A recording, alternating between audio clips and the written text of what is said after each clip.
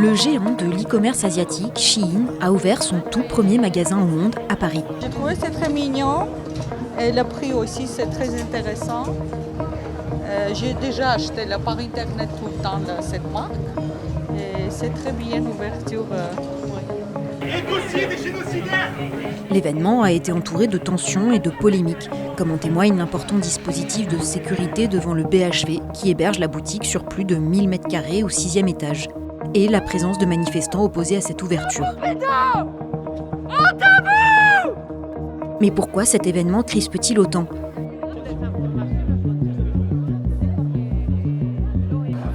D'abord parce que le mastodonte asiatique a choisi un lieu emblématique du commerce parisien pour élire domicile, le BHV, un joyau art déco situé face à l'hôtel de ville.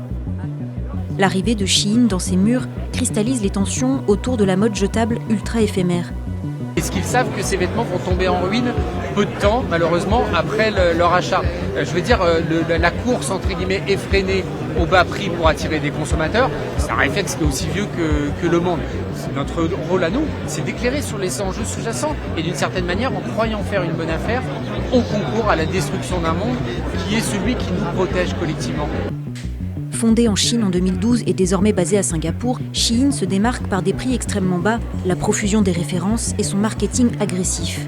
En France, la marque représentait 3% des dépenses d'habillement et de chaussures en 2024, une proportion énorme sur un marché très fragmenté. Je comprends qu'il y a des contre, qu'il y a des pour, et j'estime que nous, les clients, c'est pas à nous d'interagir, c'est plutôt au plus haut de l'État, c'est eux qui doivent agir, c'est pas nous. Nous, on a des faibles revenus et ce style de magasin comme Avantati, et ben, ça nous permet d'acheter plus régulièrement des vêtements et autres. Voilà. Mais qu'est-il reproché à Shein exactement ? Les associations environnementales l'accusent d'inciter à la surconsommation.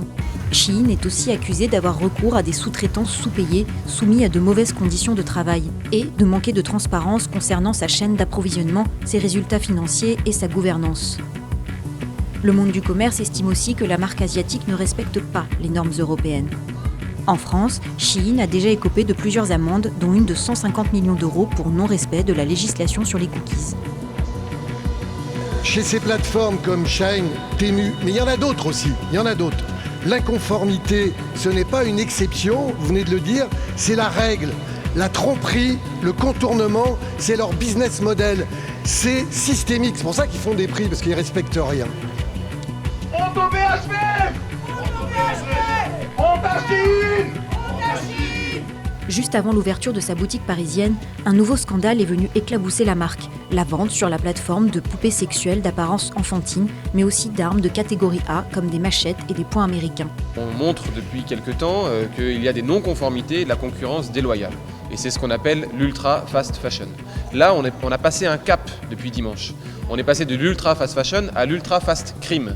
Parce que vous êtes capable, sur une plateforme, de vendre des produits pédocriminels et maintenant des armes blanches. Et donc je pense qu'à un moment donné, le gouvernement doit prendre ses responsabilités et doit protéger les Français. Une enquête judiciaire a été ouverte et le gouvernement a saisi la répression des fraudes. Le Premier ministre a annoncé une procédure de suspension. On a 24 heures pour vérifier la conformité.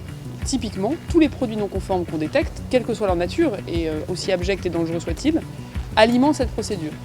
Ensuite, au bout de 24 heures, la plateforme peut elle-même répondre. Shein a dit prendre acte de la décision et veut engager le dialogue au plus vite. Côté BHV, le choix est assumé, malgré les polémiques et le départ de plusieurs marques qui ont dénoncé un partenariat en contradiction avec leurs valeurs.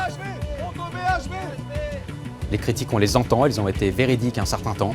Aujourd'hui, c'est une marque qui produit dans des conditions beaucoup plus légitimes. Et tout le travail qu'on a fait, il a consisté à encadrer ce partenariat-là, à lui donner beaucoup de sens et on s'est assuré que l'intégralité de la chaîne, de la production et des conditions de production jusqu'à la livraison, soit fait dans la plus stricte application des règles et de la conformité française et européenne. Il y a beaucoup de monde qui sont présents aujourd'hui. Je suis vraiment heureux, c'est un vrai succès populaire. 5 autres boutiques Shein doivent prochainement ouvrir en France.